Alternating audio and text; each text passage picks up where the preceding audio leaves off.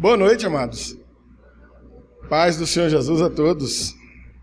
Sejam muito bem-vindos e vamos louvar ao Senhor também com a ministração da palavra dele.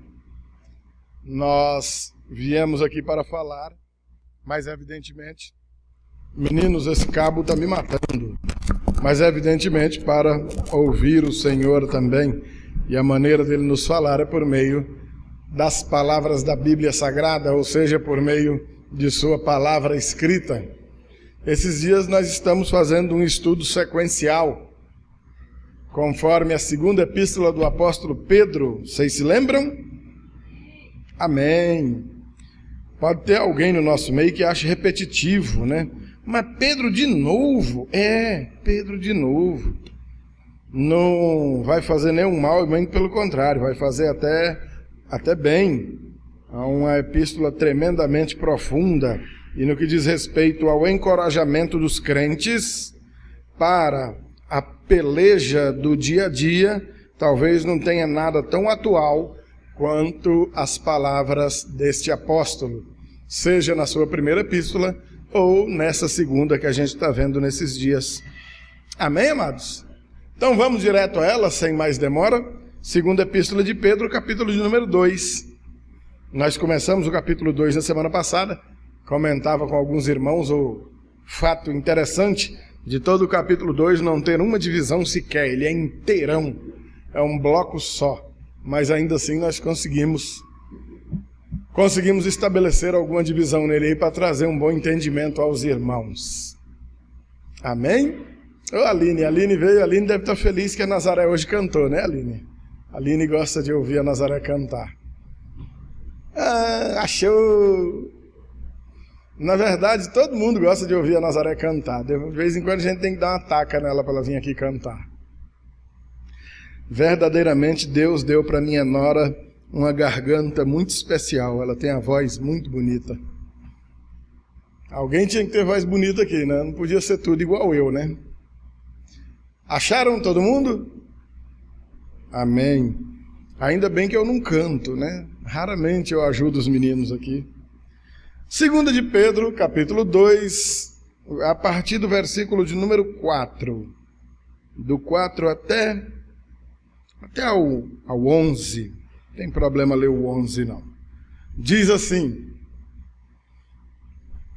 Ora, se Deus não poupou anjos quando pecaram, antes, precipitando-os no inferno, os entregou a abismos de trevas, reservando-os para juízo, e não poupou o mundo antigo, mas preservou a Noé, pregador da justiça, e mais 7 pessoas, quando fez vir o dilúvio sobre o mundo de ímpios, e reduzindo a cinzas as cidades de Sodoma e Gomorra, ordenou-as à ruína completa, tendo-as posto como exemplo a quantos venham a viver impiamente, e livrou o justo Ló, afligido pelo procedimento libertino daqueles insubordinados, porque este justo, pelo que via e ouvia quando habitava entre eles, atormentava sua alma justa cada dia por causa das obras iníquas daqueles. É porque o Senhor sabe livrar da provação os piedosos e reservar sob castigo os injustos para o dia de juízo, especialmente aqueles que, seguindo a carne, andam em imundas paixões e menosprezam qualquer governo. Atrevidos, arrogantes, não temem difamar autoridades superiores, ao passo que anjos, embora maiores em força e poder, não proferem contra eles juízo infamante na presença do Senhor. Quando o cardeal Joseph Ratzinger foi então eleito Papa, popularmente conhecido como Papa Bento XVI, sucedendo o carismático e popular Papa Pop João Paulo II, depois de sua morte. Dias depois de assumir o papado, como é tradição dos papas, realizar algumas missas das quais ele profere sentenças que são tidas por novidade, ou então para chamar a atenção dos cristãos pelo mundo afora, acerca de alguma coisa que eles entendam que precisa ser mudada, ou que pelo menos precisa ser relembrada. E numa dessas ocasiões, ele ainda bem novo de papado, foi àquela janela famosa do Vaticano, e o teor da mensagem que ele pregou foi: o inferno é um lugar real. Ele não é uma historinha, não é uma mentirinha, não é uma historinha contada para fazer medo nas pessoas. É um lugar espiritual que existe de verdade. Lamentavelmente, e certamente foi por isso que o Papa levou essa mensagem lá, boa parte dos cristãos espalhados pela terra parece que ignoram essa realidade. Na verdade, tudo quanto a palavra de Deus diz, de alguma maneira vem sendo terrivelmente ignorado pelas pessoas. Quer seja os relatos acerca de coisas que existam, quer sejam os relatos acerca de coisas que não existam. Se eu perguntasse aqui, quem tem medo aí de alma penada? Um bocado ia levantar a mão. Deus me livre, pastor, eu mesmo tenho medo danado. O que caracteriza o quê? Um cristão que acredita em alguma coisa que a própria religião cristã garante que não existe. Tem gente que tem medo de alma. Eu, por exemplo, sou um deles, mas é se a alma estiver dentro de um corpo de uma pessoa viva. Ela pode me fazer um mal, pode me dar um tiro, uma facada, uma mordida. Mas uma alma que deixou um corpo, não tem como ter contato com quem está vivo. Não obstante, tem um monte de cristão que tem medo, não é verdade? Tem medo de escuro, vê vulto. E quanto mais medo o cara tem, mais vulto ele vê. Que aí ele fica com medo e olha para a porcaria da vela, da lâmpada, do candeeiro. Quando olha para o escuro, o reflexo da retina do olho pisca e a luz acende no escuro. O camarada fica logo, tá a tal da alma correndo atrás de mim. Acreditando em coisas que não existem e ignorando coisas que sim, que existem, e o inferno é uma delas. A maioria das pessoas detestam ouvir acerca dessas verdades, da existência de um inferno ou da existência de uma figura chamada diabo, Satanás, o maligno, o inimigo de nossas almas. Certa vez uma senhora, no final do culto, chateada com a pregação de um pastor amigo nosso, o pastor Getúlio, foi dizer: pastor, não gostei da sua pregação não. Por quê, irmã? O senhor fala demais no nome do diabo. E ele é um camarada extremamente grosso, disse: a irmã é o quê dele? É duro, mas acontece, né? Eu não faria o que o pastor Getúlio fez, mas foi bem empregado esse coice que ele deu. Lamentavelmente a gente tem que falar. Você não vai nunca contar a história da Chapeuzinho Vermelho sem falar no lobo mau. Não vai ter a menor graça a história, não é verdade? Mas o fato aqui não é ter graça ou deixar de ter graça. O fato é que a Escritura está nos apresentando situações acerca das quais nós estamos sendo chamados a atenção. Ei, acorda, ó, presta atenção. Situação é essa. Esse mundo velho aqui está condenado, isso aqui está indo tudo para o beleléu. Abre teu olho e foge daí, ó. Pula dessa barca que ela vai afundar, cai fora. Essa é a mensagem. E as pessoas simplesmente ignoram, não acreditam. E, lamentavelmente, a grande maioria dos seres humanos que vão passar por essa terra vão sofrer desse mal, da incredulidade. Os apóstolos, profetas antigos falaram, Jesus falou, os discípulos falou, hoje estamos nós aqui falando, está aqui a Escritura testificando tudo isso, e as pessoas continuam não acreditando. O versículo de número 4. Ora, depois daquela introdução que nós fizemos semana passada, eu tenho que pular, que senão a gente prega a noite inteira só aquela introdução de novo. Os versículos 1, 2 e 3. Então, versículo 4. Ora, se Deus não poupou nem mesmo os anjos. quando eles pecaram. Ora, pastor, os anjos pecaram? Pecaram, amados. O tal do Satanás era um dos anjos de Deus. Rebelou-se contra o Senhor e foi precipitado do céu juntamente com um grupo de anjos. Alguns falam em 1/3 dos anjos que teriam seguido a ele aí nessa fundação desse novo partido. Não sei se foi 1/3, se foi a metade, se foi 10%. Sei que um grupo foi junto. E a palavra está dizendo que Deus não poupou esses anjos. Não houve perdão para esses anjos rebelados, porque esses anjos, diferente de nós, já conheciam toda a glória do Senhor, porque o viam face a face, como nós, de carne e osso, ainda não podemos ver. Por isso não há perdão para eles. Então Deus não poupou estes anjos, antes precipitou-os no inferno. Ou seja, Deus os precipitou onde? No inferno. Que lugar é esse? Um lugar que a Bíblia determina como um lugar de tormentos, de padecimentos, de sofrimentos eternos.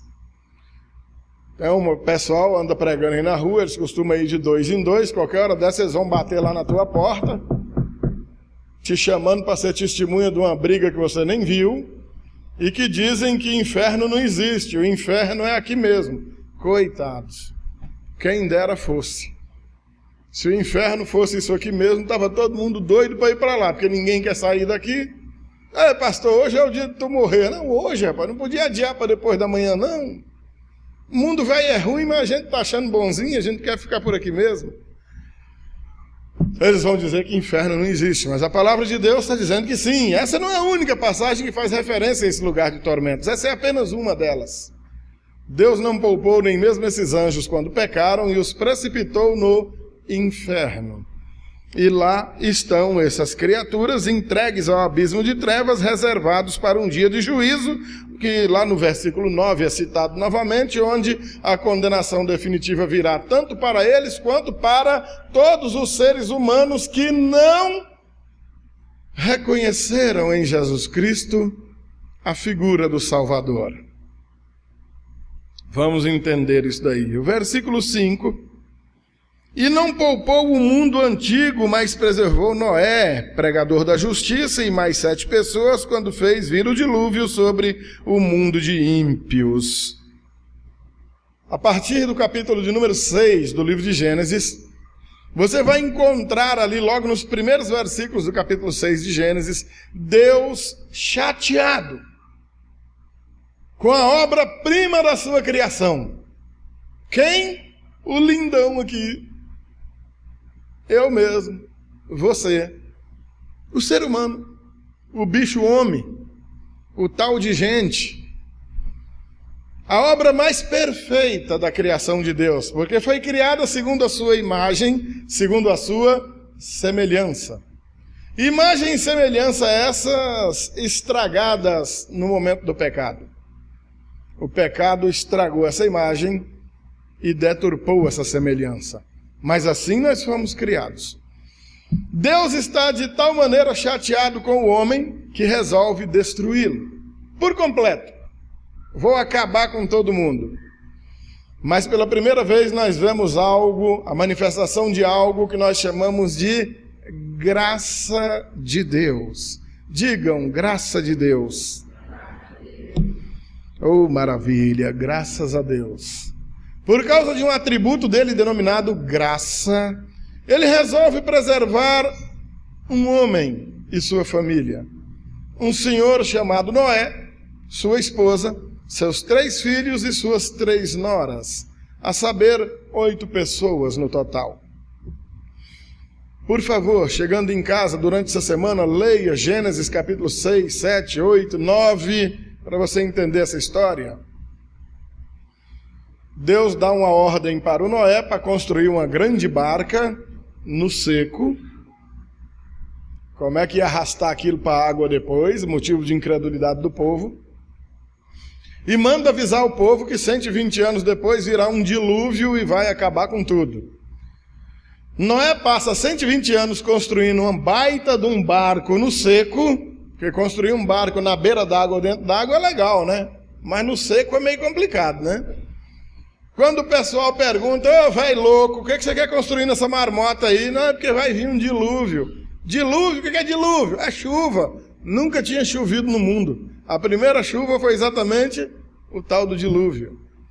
120 anos falando de uma coisa que nunca tinha acontecido. Olha, Deus vai destruir tudo. A maldade do homem encheu, esgotou a paciência de Deus. E ele vai acabar com tudo. E quem entrar nessa barca está salvo. Quem não entrar está perdido. Não deu outra. Igualzinho hoje. A gente está dizendo, cai fora. Vai se acabar. Vai nada, deixa de ser besta. Vai, homem, sai daí. Saiu nada, aqui tá bom demais esse chamego. 120 anos se passaram, o dilúvio caiu. O povo adentrou naquela arca e foi salvo. Apenas aqueles 8 e uma bicharada que Noé colocou lá dentro também, porque Deus mandou. E quem estava do lado de fora, aconteceu o quê? Pode dizer com vontade, morreu. Morreu mesmo. A incredulidade os matou. Diz que naquele episódio choveu durante 40 dias e 40 noites sem parar. Demorou 150 dias para que a água baixasse e aquela barca achasse um lugar para se encostar. Agora tu imagina aí, 150 dias, 8 pessoas presas dentro de uma arca, com um bicho pisando no pé, bicho dando chifrada, bicho mordendo a gente, cocô de bicho, xixi de bicho. Devia estar uma nhaca dentro daquela arca, hein? Hein? Imagina aí. Eu fico imaginando minha amada esposa, a pastora Vera, ela detesta ir na fazenda comigo. O meu quarto lá na casa do meu pai, a janela ficava colada no curral. Só que eu adoro o cheirinho de curral, ela detesta. Para quem não gosta de cheiro de curral, hein? Dentro daquela arca devia estar uma beleza, hein? Aquele aguaceiro de fora, o sol batendo, aquela umidade. Eita tristeza. Só tem um detalhe, amados. Dentro daquela arca com bicho, cocô de bicho, xixi de bicho, bicho mordendo a gente, era onde havia vida. Do lado de fora, onde tudo era lindo e maravilhoso, reinava a morte. A igreja do Senhor hoje é essa barca, essa arca da salvação. Você pode até não gostar daqui, você pode achar fedido. Os irmãos falam uma coisinha de você aqui, ou tacular, te pede um negócio que tu não quer dar, pisa no teu pé, e você fica extremamente chateado. Eu não gosto da igreja, me magoaram. Ah, o pastor falou um negócio que eu não gostei. Ah, o irmão fulano é muito chato. Ah, a irmã fulano é fofoqueira. Não vou mais naquele lugar. Olha, querido, por mais que aqui dentro seja desagradável, é aqui dentro que existe vida. Fora dessa arca do Senhor reina a morte. Sirva de exemplo para nós. O Senhor vai dando exemplo após exemplo para que a gente não incorra nos mesmos erros daqueles que quebraram a cara. Nosso Deus é maravilhoso, amados. Ninguém pode se dar por desavisado, nem por iludido ou por enganado. O aviso é dado constantemente. Os exemplos estão aí. Depois disso, olha no versículo de número 6. E reduzindo as cinzas. Um ele acaba com água, o outro ele acaba com fogo. Reduzindo as cinzas, as cidades de Sodoma e Gomorra, ordenou a ruína completa, tendo-as posto como exemplo a quantos venham a viver impiamente. Que cabe uma historinha aqui um tanto mais rebuscada. Versículo 7 diz que o Senhor então livrou o justo Ló. Aí você já vai ter que ler outro trecho da Escritura, mas também está no livro de Gênesis, que conta a história da chamada de Abraão. Deus chama Abraão a sair da sua terra, ir para um lugar que ele vai mandar. O Abraão vai, mas a tiracolo vai um sobrinho, um rapaz chamado Ló. Deus não chamou Ló, mas ele foi também. Onde o povo de Deus vai alguém acompanhando. Deus é tão maravilhoso que as pessoas pegam carona nas bênçãos dos servos de Deus.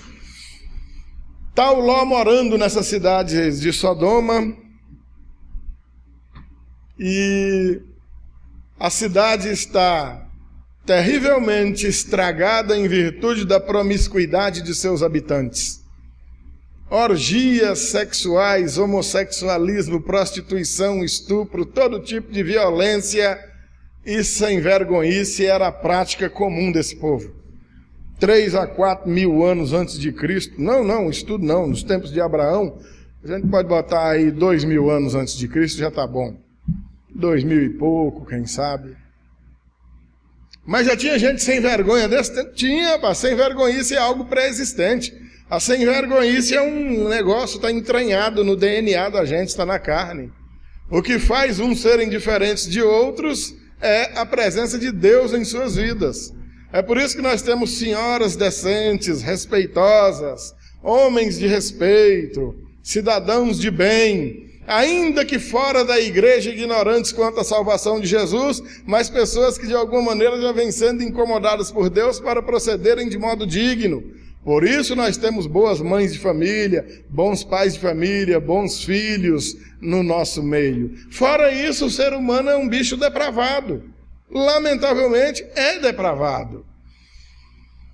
E lá nessas cidades de Sodoma e Gomorra era assim. E lá morava o sobrinho do Abraão. E a Bíblia está chamando o camarada aqui de justo. Mas se você for ler a história do Ló lá, de justo não tinha nada. Ló era um cabra sem vergonha. Mas isso fica para outro dia, a gente comenta sobre Ló. Ele é chamado de justo, sabe por quê? Porque ele foi justificado por Deus. Ele é mais um exemplo da manifestação da graça de Deus. Diga mais uma vez, graça de Deus. Não se esqueçam da graça de Deus. Deus é um ser gracioso. Amém, queridos? Por causa da graça de Deus, ele é justificado e é alvo da intercessão de um servo fervoroso, abençoado, chamado Abraão, seu tio. Ló vai para o fogo também, vai queimar junto com o povo de Sodoma. Mas o Senhor ouve a oração de Abraão e envia socorro para Ló. Vão 2 anjos de Deus à cidade livrar Ló. Sabe o que o povo da cidade quer fazer com os anjos? Violentá-los sexualmente. A depravação daquele povo está num grau tão terrível que eles gritam para o Ló: bota esses 2 camaradas para fora que nós queremos possuí-los. Amados, está lá, leia lá em Gênesis. Você quer o capítulo? Está lá em... Cadê 6? Gênesis, capítulo 19. Você vai encontrar toda essa história, tá bom?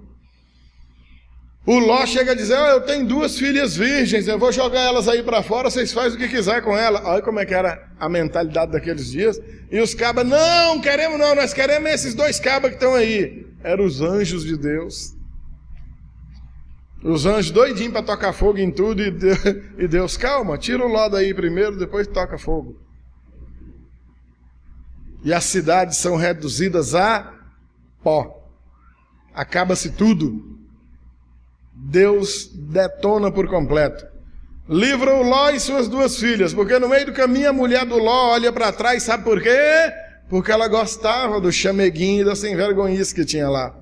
Estava abandonando a safadeza, mas ela não queria ficar sem aquela sem vergonhice. Olha para trás e se transforma numa estátua de sal. Vão-se embora Ló e suas 2 filhas, são preservados e lá adiante vão fazer um bocado de besteira, mas o Senhor livrou naquele momento. Mais importante é que o Senhor agiu e a destruição veio. Por mais que tenha sido avisada, a destruição veio. E olha, amados, a exemplo dos dias do dilúvio, a exemplo dos dias de Sodoma e Gomorra, a história se repete. Um tiquinho de gente acredita na mensagem da salvação. Um pouquinho de gente dá ouvidos à mensagem do Evangelho. A grande maioria, a massa de povo mesmo, permanece com seus corações endurecidos, fechados para Deus, arrogantemente travados, sem nenhuma disposição para dar um passo na direção do Senhor, porque o homem é incapaz disso, e em consequência disso, perecerão, igualzinho o povo dos dias do dilúvio, igualzinho os povos lá de Sodoma e Gomorra, porque a incredulidade irá permanecer dominando seus corações.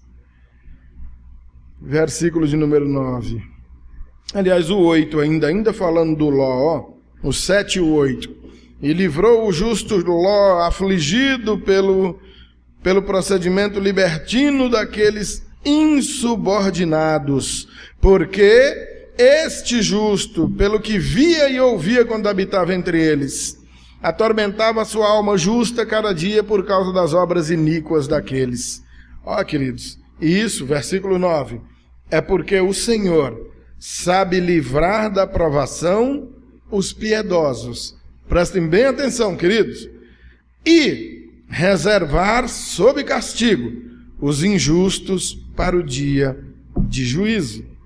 Queridos, eu preciso repetir mais uma vez para que você medite devagarinho nessa palavra do Senhor. Obrigado, Diá. Muito obrigado. Que diz o versículo 9... É porque o Senhor sabe livrar da provação os piedosos. Glória a Deus. Amém? Queridos, há um contraste tremendo entre ser livrado pelo Senhor da provação, da tribulação destruidora que vem a este mundo, como contraste terrível ao ato de reservar sob castigo os injustos para o dia de juízo. Voltamos, amados, ao versículo de número 4, que fez com que eu usasse aquela introdução, lembrando lá do Bento XVI, do dia que gritou da janela, para que o povo não se esquecesse: o inferno é um lugar real. Ele existe de verdade. O juízo de Deus virá sobre toda a terra. Isso não é uma historinha para fazer você ficar com medo. A Bíblia não foi um livro escrito para colocar medinho no teu coração.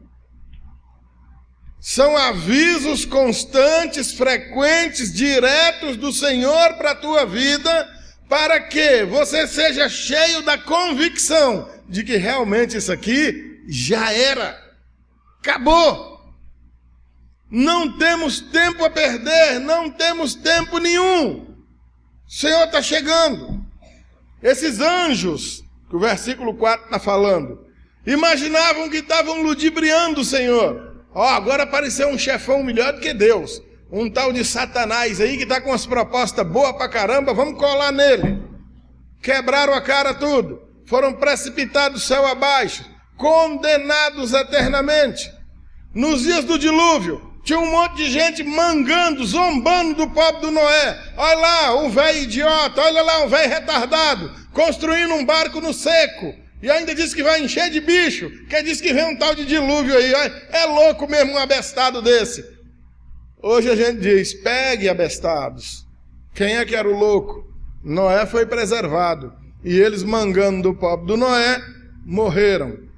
Nos dias de Sodoma e Gomorra, a mesma coisa. Ei, Ló, bota esses camaradas para fora que nós queremos possuí-los. Vocês estão loucos. São meus visitantes ilustres. Foi Deus que os mandou aqui. Rapaz, eu vou fazer o seguinte para diminuir o tamanho da maldição sobre suas vidas. Eu tenho 2 filhas virgens aqui. Eu vou jogar elas aí fora, vocês fazem o que quiser com elas. Que é isso, rapaz? Que loucura é essa? Não, não queremos tuas filhas, não. Nós queremos esses caras aí.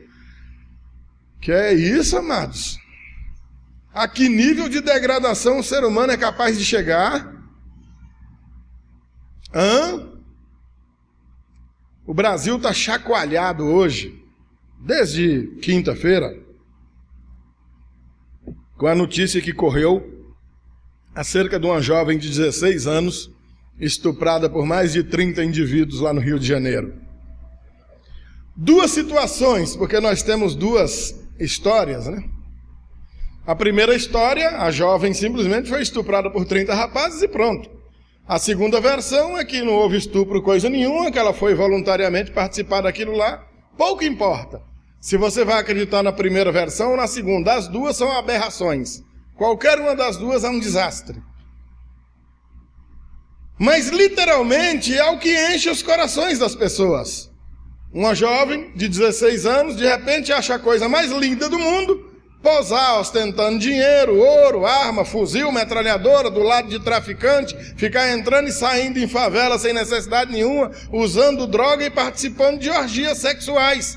Para ela isso é normal, é maravilhoso, é lindo. Para outros é lindo, 30 homens, imagina a questão higiênica, a questão sanitária de uma aberração dessa. 30 homens, ainda que isso seja verdade ou mentira, eu não sei, possuindo uma pobre coitada em questão de minutos. Que ceboseira é essa? Mas é bonito, é legal, o cara tira uma onda, tira uma foto, aí peguei também, porque o nosso mundo está totalmente depravado, o povo é depravado, o ser humano é um ser imoral. O que coloca um mínimo de diferença entre um ser e outro é a presença de Deus em sua vida. Amém, amados? E essa situação é pré-existente e também ela perdura. Nada mais que a natureza humana decaída por causa do pecado, manifestando todas as suas paixões, seus prazeres, em virtude da mais absoluta, da mais absurda rebelião contra Deus. Os decretos de Deus, os mandamentos de Deus, a vontade de Deus é negligenciada, é odiada. As pessoas não gostam. O bom é andar bêbado, o bom é usar droga, o bom é ninguém ter marido, ninguém ter mulher, ninguém é de ninguém. O mundo ama isso. O mundo adora essas coisas. O bonito vira feio, o feio vira bonito. O certo se torna errado, o errado se torna certo. O camarada é um drogado, é um ladrão, é um mentiroso, ou é uma prostituta, é uma adúltera, seja lá o que for, e num dia de domingo você pega a sua Bíblia, anda na direção da igreja e ele zomba de você dizendo: Bessa, tá indo lá levar dinheiro pro pastor, né? Otário, vai lá levar dinheiro para aquele buchudinho, vai. Porque a pessoa sem Deus ignora as coisas de Deus, ama mais o mundo do que as coisas de Deus, se aborrece das coisas de Deus, tem ódio das coisas de Deus.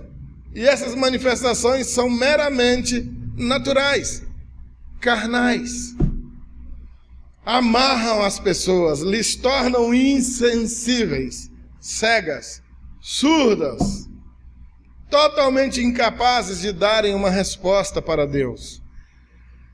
Seres dignos, totalmente carentes de nossa intercessão constante, frequente, nossas orações em todo o tempo, para que Deus lhe abra os olhos, para que Deus lhe destrave os ouvidos, a fim de que a palavra de Deus entre e seja possível que ela creia. Amém, queridos? Amém mesmo?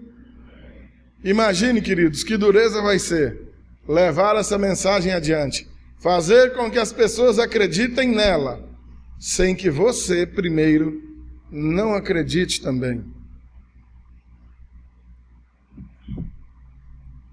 É como tentar vender um peixe que você mesmo não teria coragem de comer.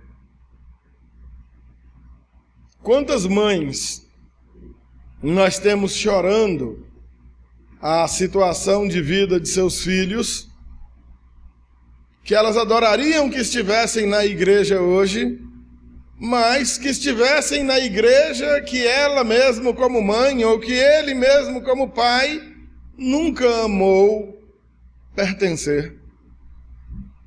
Fica muito estranho você aconselhar para uma pessoa algo que você não está nem um pouco disposto a viver, a fazer.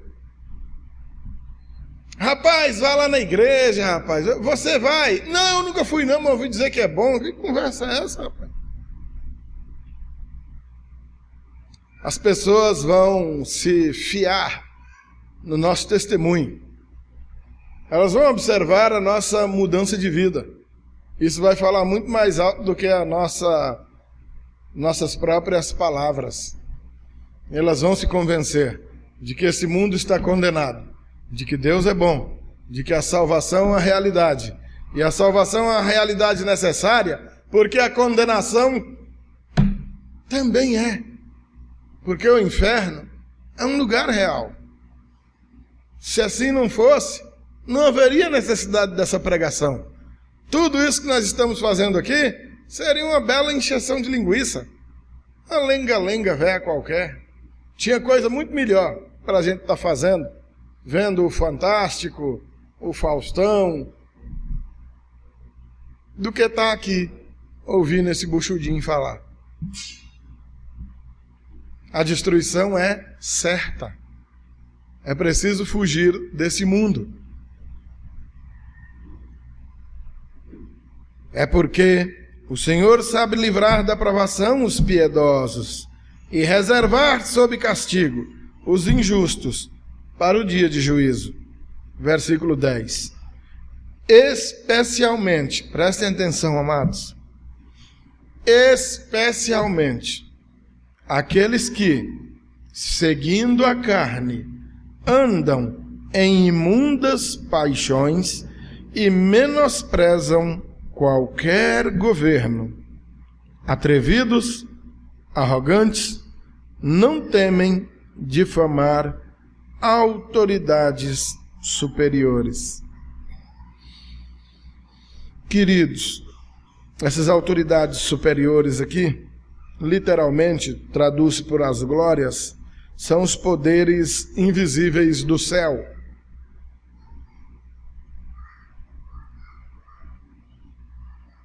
Difamar ou negá-las, negar sua existência, quer seja do poder bondoso do nosso Deus, ou do poder maligno do inimigo de nossas almas, é uma tolice imperdoável.